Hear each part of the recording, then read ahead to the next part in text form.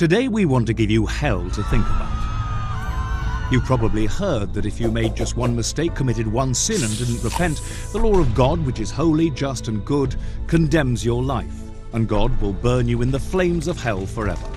It's true. Sin can keep you out of heaven, and God will purge sin from his universe with fire. But does the Bible teach that the lost burn forever in hell? If you're an agnostic, you might be thinking, if that's the kind of God you serve, I don't want anything to do with him. I could never respect or love a God who burns people in hell forever just because they don't love him in return. A well-meaning Christian might say, God is God. Who are we to judge what he does or doesn't do? After all, the Bible teaches that the wicked burn forever in hell, and that settles it. To embrace the idea of eternal hellfire, one must sacrifice any ideas of human compassion, feeling or reason to this God of fire. As a Christian, it's one thing to say with conviction, the wicked burn forever. It's quite another to conceive of it being your own wife, husband or child. Wouldn't you hate a divine being who would do such a horrible thing to the love of your life? For those of you who don't go to church, aren't religious, and have a problem with a God who would burn people in fire forever, don't walk away just yet. The ending will surprise you. And for those Christians who have been persuaded there is a place called hell where people burn forever, but have a hard time understanding how a God of love could do such a thing, hang in here for a moment. Your instincts are probably right. But what if it is true that God does burn people forever? Think about it. Have you ever burned your hand on a hot stove? How did it feel? Can you imagine then your whole body burning in a blazing hot fire for eternity? First of all, no human being could mentally endure that much torture. A person would pass out and eventually go insane. Further, the vital life force of the body would give way to death. But if by some miracle you lived in the fire forever, what do you suppose you'd be thinking about God during your endless suffering? Knowing that for a brief 70+ years of sin, you must suffer one of the worst forms of torture known to man forever. Wouldn't your hatred of God only grow more vehement as eternity rolled on? But wait, doesn't the Bible say the wicked perish? How could the wages of sin be death when the wicked actually never die? Seems like a good question. If there was an eternally burning place called hell, sin and sinners would have to be miraculously suspended in a state of extreme torture forever, where their imprecations and curses against this God of love will continue as long as he exists. Thus, God would immortalize sin and sinners for eternity. Have you ever thought about how fire works?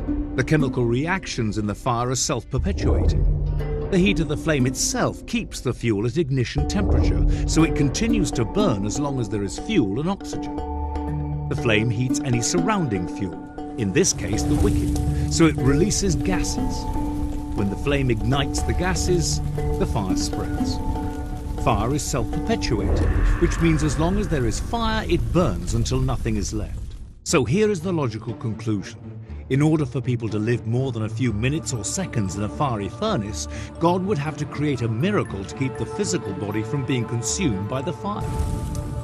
Otherwise, no one could live more than a few moments in the inferno. And no human being has the vital force to withstand that kind of pain more than a few minutes. It is logical to conclude then, if you believe in the doctrine of eternal hellfire, you must also accept the fact that God tortures people forever. Can there be any stretch of the imagination or logic where one can reconcile these two realities? That God is love, and he burns people forever. These ideas are mutually exclusive. Either God is not a God of love, in which case he might burn people forever, or he is a God of love, in which case he would never burn people forever. How many billions of people have gone to Christless graves? Are they all doomed to suffer the wrath of God for eternity? And further, could you love or trust a God like that? A God who says, if you don't love and obey me, I will burn you forever.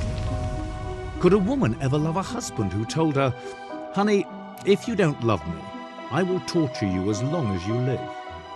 Wouldn't the very thought of a love for her husband be destroyed by such a statement?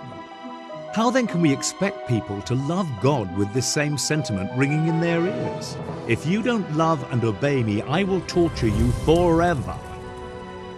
When challenged on this point, however, many Christians say, who are we to tell God what he can and cannot do? He is God, and he has a right to do whatever he wants. But according to the Bible, he would never do anything that wasn't just and righteous.